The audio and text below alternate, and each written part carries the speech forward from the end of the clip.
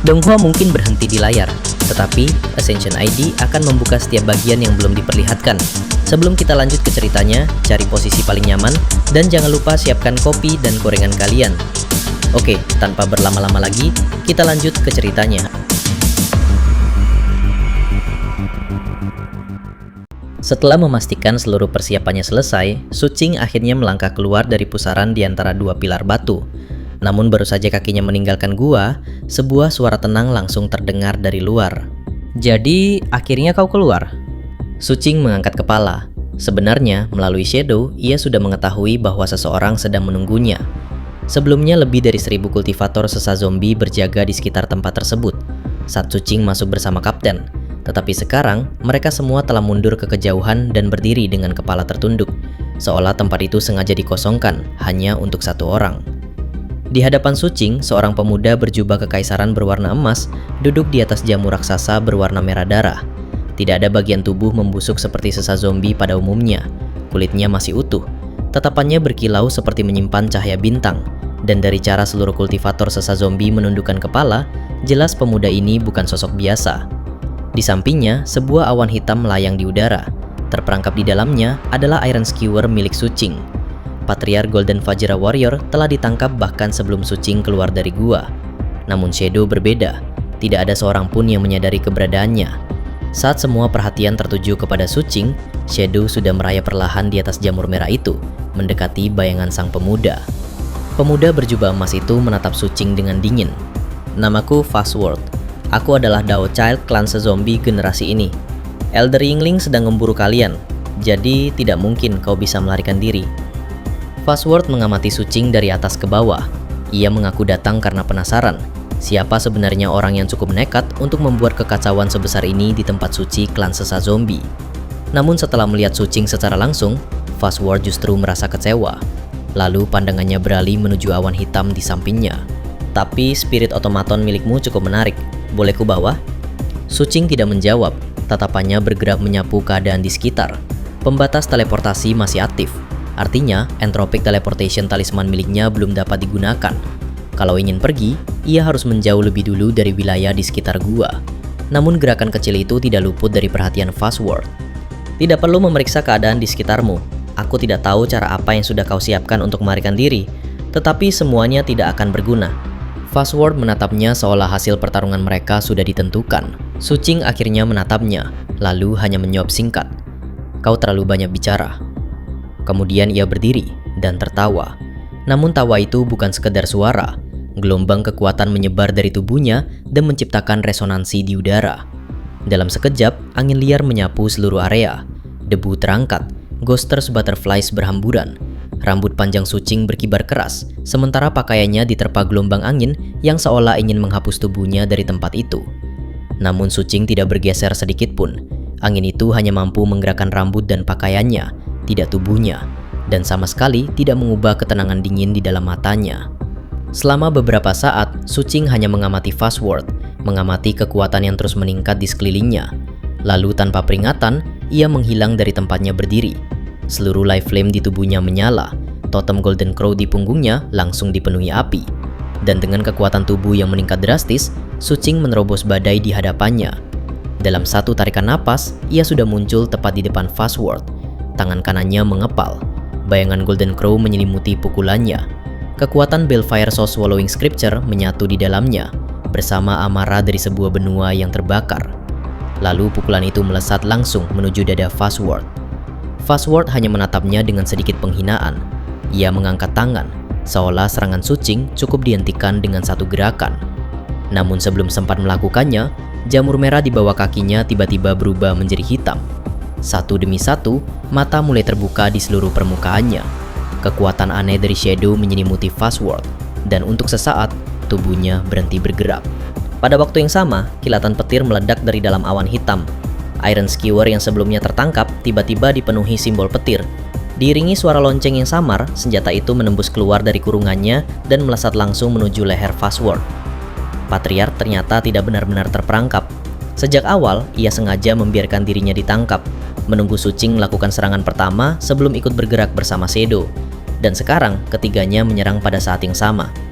Barulah ekspresi Fastword berubah. Ia tidak lagi memiliki waktu untuk menghindari pukulan Sucing. Sebuah peti giok kecil segera muncul di atas kepalanya. Cahaya menyebar dari dalam peti, lalu membentuk penghalang di seluruh tubuhnya. Sesaat kemudian, pukulan Sucing menghantam tepat di tengah penghalang tersebut. Ledakan keras mengguncang area di sekitar mereka. Tubuh Fastword langsung terlempar ke belakang seperti layang-layang yang kehilangan talinya. Namun Patriarch tidak memberinya waktu. Iron Skewer mengejar dari belakang, lalu menghantam penghalang itu sekali lagi. Ujungnya memang belum mampu menembus pertahanan peti giok, tetapi petir yang tersimpan di dalamnya tetap masuk dan menghantam tubuh Fastword. Pada saat yang sama, Shadow menerkam dari belakang. Siluet samar menyerupai pohon muncul di permukaannya.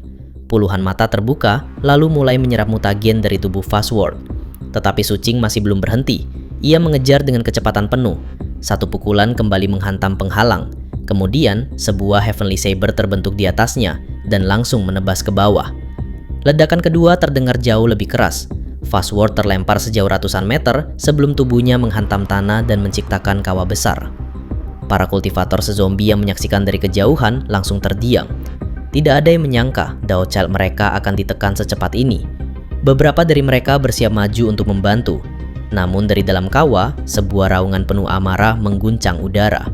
"Semua mundur, ini pertarunganku." Api pertama menyala dari dalam kawah. Kemudian api kedua, disusul api ketiga, dan sesaat setelah Fastword melangkah keluar, life flame keempat menyala di belakang tubuhnya. Tekanan yang jauh lebih besar langsung menyapu seluruh area. Rambutnya sudah berantakan, tatapan tenangnya menghilang, dan kini kedua matanya dipenuhi niat membunuh. Fastword bukan sekedar Dao Child karena statusnya. Ia telah membuka 120 Dharma Aperture dan menyalakan 4 life flame. Kultivator seperti dirinya seharusnya menghabiskan waktu dalam pengasingan, menunggu kesempatan untuk menerobos menuju ranah berikutnya. Namun kekacauan yang terjadi di tempat suci klan si zombie membuatnya keluar. Mungkin karena sebagian besar ahli sedang berada di medan perang, mungkin karena rasa penasaran, atau mungkin ia hanya ingin melihat siapa orang yang cukup berani untuk melakukan semua ini. Apapun alasannya, Fastword datang dengan keyakinan bahwa ia hanya perlu menangkap seorang penyusup. Ia tidak pernah menduga penyusup itu akan menyerang lebih dulu. Terlebih lagi, menggunakan cara-cara aneh yang membuatnya kehilangan muka, bahkan sebelum sempat menunjukkan kekuatan sebenarnya.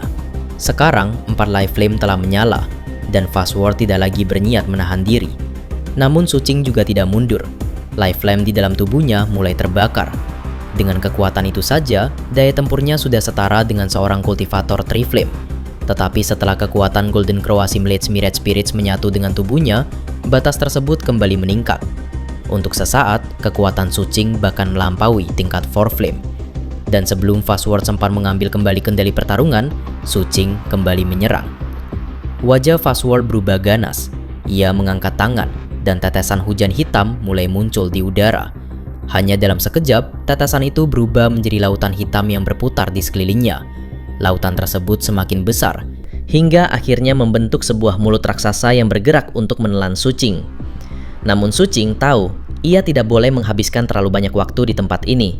Setiap detik yang berlalu akan memberi kesempatan bagi ahli sezombie lain untuk datang. Tanpa menahan apapun, seluruh 65 Dharma Aperture di tubuhnya dibuka. Spirit Sea dari setiap aperture menyatu, lalu membentuk danau Dharma Force seluas 3000 meter. Kekuatan itu turun dari atas dan menghantam lautan hitam Fastword. Dua kekuatan besar bertabrakan. Mulut raksasa itu runtuh, namun danau Dharma Force milik Sucing juga hancur pada saat yang sama. Di tengah ledakan, Fastword melesat maju dengan seluruh life flame menyala. Tangannya bergerak langsung menuju jantung Sucing. Sucing memiringkan tubuh, menghindari serangan itu hanya dalam jarak tipis. Lalu lututnya menghantam tubuh Fastword. Ledakan kembali terdengar. Sebelum Fastword sempat menstabilkan diri, Iron Skewer datang dari samping. Simbol petir menyala di seluruh permukaannya, dan ujungnya melesat tepat menuju tenggorokan. Fastword hendak menghindar, namun Shadow menerkam dari bawah. Dan pada saat yang sama, Sucing kembali mempercepat gerakannya. Balefire menyala di sekeliling tubuhnya.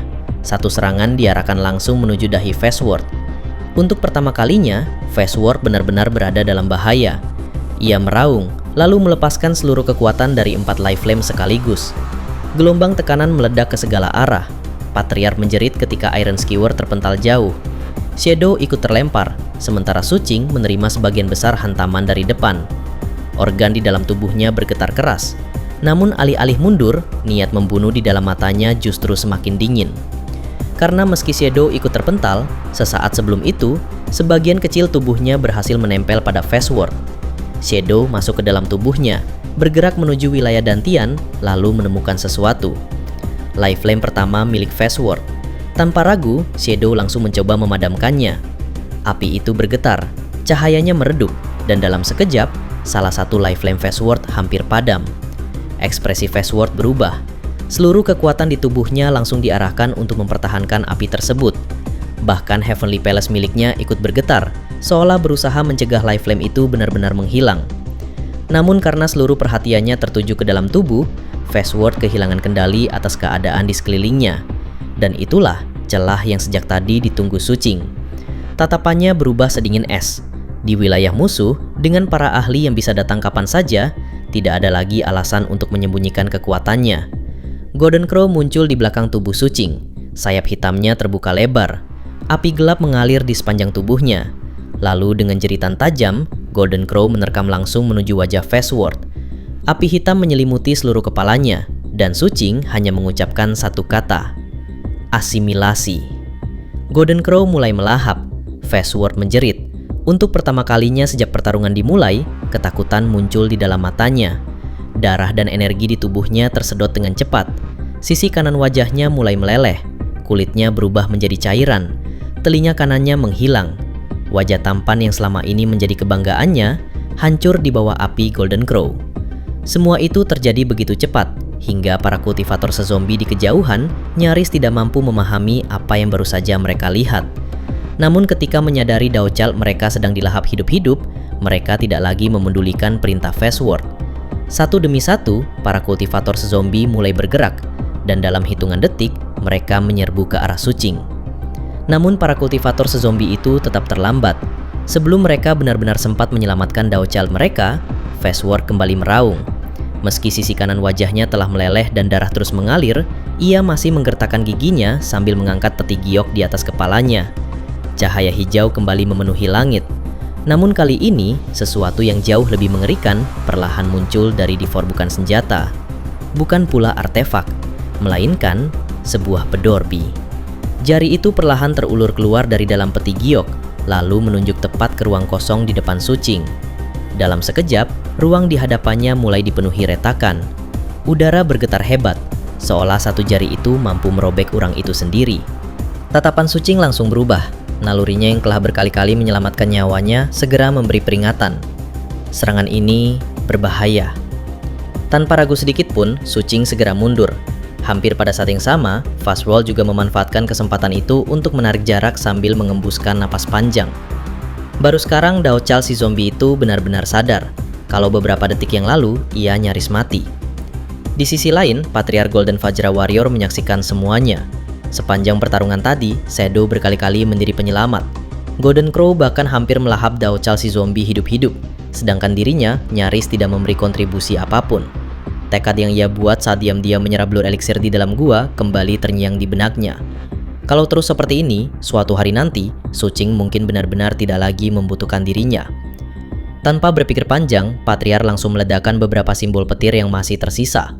Kilatan petir menyelimuti seluruh Iron Skewer, kecepatannya meningkat berkali-kali lipat. Dalam satu tarikan napas, ia sudah muncul tepat di samping Fastword. Sebelum Daochal itu sempat bereaksi, Iron Skewer menembus langsung lengannya. Darah muncrat ke udara. Ekspresi Fastword kembali berubah, bukan karena rasa sakit, melainkan karena penghinaan. Sementara itu, Patriarch segera menarik senjatanya dan melesat menjauh.